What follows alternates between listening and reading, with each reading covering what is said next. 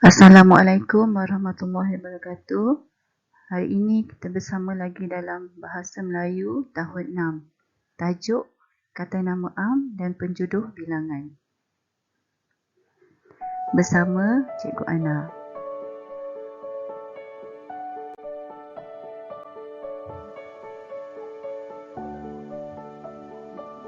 Standard kandungan. Memahami dan menggunakan golongan kata dengan betul mengikut konteks. Standard pembelajaran. Memahami dan menggunakan pelbagai kata nama am dan penjodoh bilangan mengikut konteks dengan betul. Objektif pembelajaran. Pada akhir pembelajaran, murid dapat membina ayat menggunakan kata nama am dan penjodoh bilangan mengikut konteks dengan betul.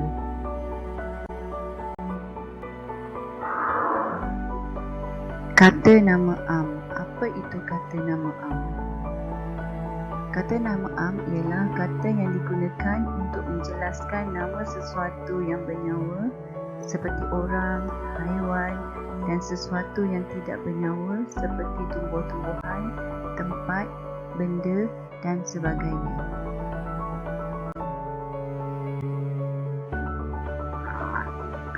Contoh kata nama am.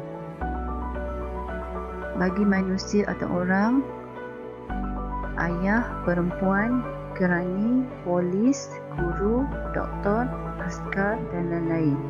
Bagi binatang pula, contohnya seperti ayam, gajah, kerbau, anjing, kuda, burung, ikan dan lain-lain. Tumbuh-tumbuhan pula, pokok, betik, rumput, lalang dan lain-lain. Bagi benda, contoh pasir, kayak, radio, rumah, motorkar, fan, buku. Bagi tempat pula, pejabat, pulau, sekolah, kampung, bandar, negeri.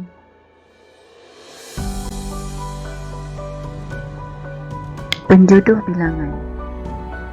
Penjodoh bilangan digunakan sebelum sesuatu kata atau nama yang menunjukkan jumlah atau bilangan. Penjodoh bilangan berfungsi menerangkan aspek bilangan sesuatu benda, tempat, hal, perkara dan manusia.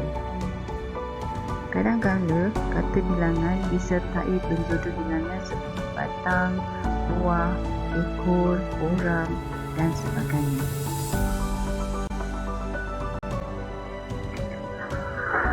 Contoh penjodoh bilangan.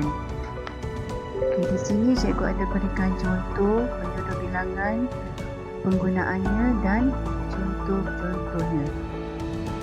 Contoh angkatan.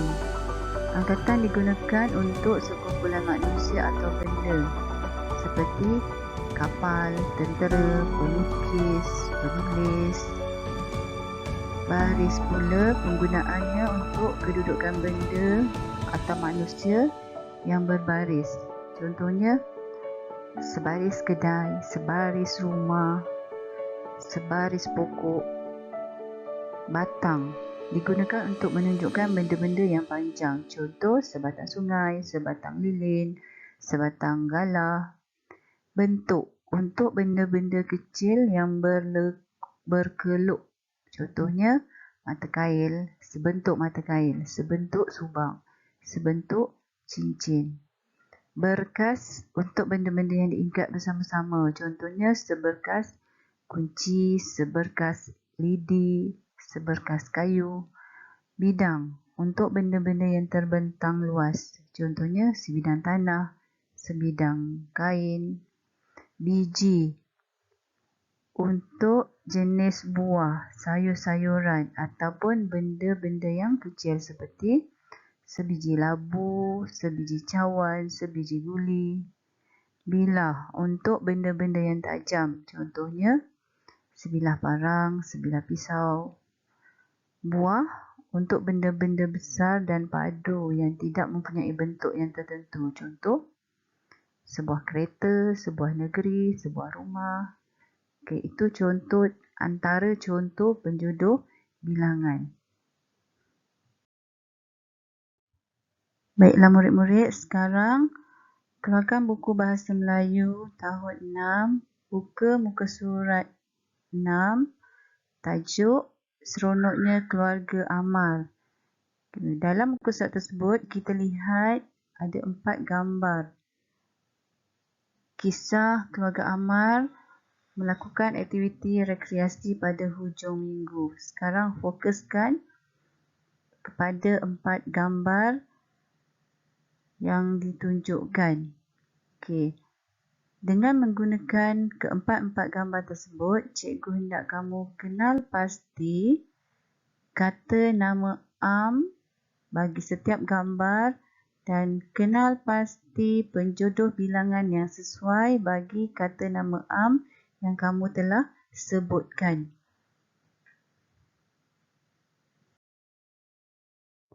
Contoh, lihat gambar. Lihat gambar yang cikgu bulatkan. Apakah kata nama am bagi objek yang cikgu bulatkan? Ya, cat. Apakah penjodoh bilangan yang sesuai bagi gambar tersebut? Ya, betul. Sepotong kek. Sekarang, kamu diminta untuk membuat ayat menggunakan penjodoh bilangan dan kata nama am, sepotong kek. Contoh, ibu menghulurkan sepotong kek kepada Amar. Gambar kedua, apakah kata nama am di dalam bulatan yang kedua? Ya, betul. Rambutan. Apakah penjodoh bilangan yang sesuai bagi rambutan dalam gambar tersebut? Betul, seikat rambutan. Dan ayat yang kamu perlu buat contoh seperti terdapat seikat rambutan di atas tikar itu. Okey, faham murid-murid? Gambar yang kedua. Lihat gambar yang telah cikgu bulatkan. Kenal pasti dua kata nama am bagi gambar tersebut. Dan tentukan penjodoh bilangan yang sesuai bagi gambar tersebut. Selepas itu, kamu perlu membuat ayat menggunakan penjodoh bilangan dan kata nama am bagi gambar tersebut. Gambar yang ketiga.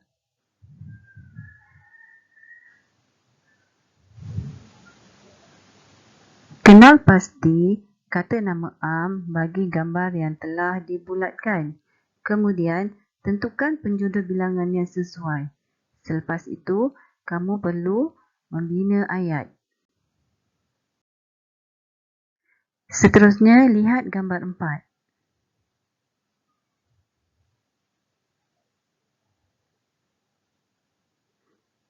Kenal pasti dua kata nama am di dalam bulatan tersebut.